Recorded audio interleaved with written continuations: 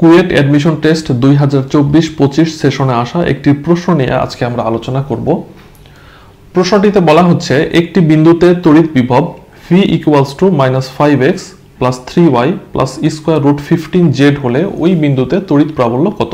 তড়িৎ প্রাবল্য ও তড়িৎ বিভবের সম্পর্কের ইকুয়েশন থেকে আমরা জানি E = ddr of v। এখানে E হচ্ছে তড়িৎ প্রাবল্য, v তড়িৎ বিভব এবং r হচ্ছে দূরত্ব। এই ইকুয়েশনটি আমরা সরাসরি তখনই ব্যবহার করতে পারবো যখন v বা ভোল্টেজকে একটি মাত্র চলকের সাহায্যে প্রকাশ করা হবে। কিন্তু আমরা প্রশ্নে দেখতে পাচ্ছি v বা ভোল্টেজকে তিনটি আলাদা আলাদা চলক দ্বারা প্রকাশ করা হয়েছে। আমরা জানি তড়িৎ প্রাবল্য E একটি ভেক্টর রাশি এবং ভোল্টেজ v একটি স্কেলার রাশি।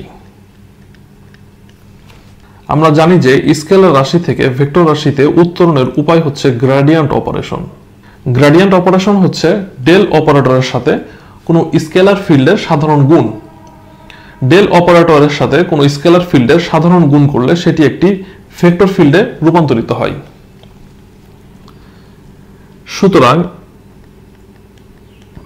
তড়িৎ প্রাবল্য ও তড়িৎ বিভবের আমরা নতুন আরেকটি সম্পর্ক পাই এরকম -del v।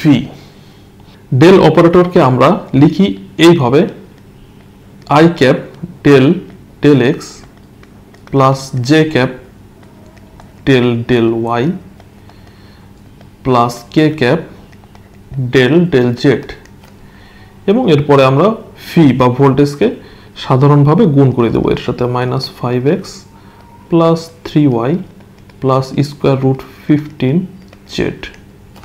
তোমরা নিশ্চয়ই জানো ডেল অপারেটর ব্যবহার করা হয় পার্শিয়াল ডিফারেন্সিয়েশনের ক্ষেত্রে।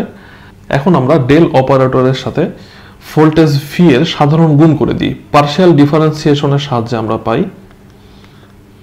-5i cap plus 3j cap plus √15k cap।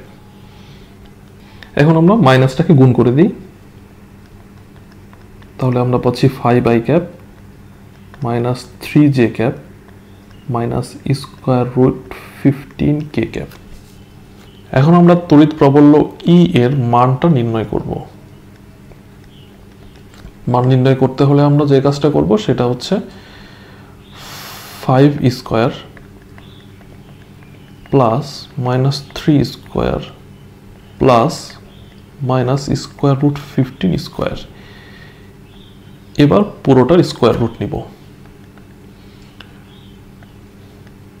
সবগুলোকে আমরা স্কয়ার করে যোগ করলে পাই 49। 49 এর স্কয়ার রুট করলে আমরা পাচ্ছি 7।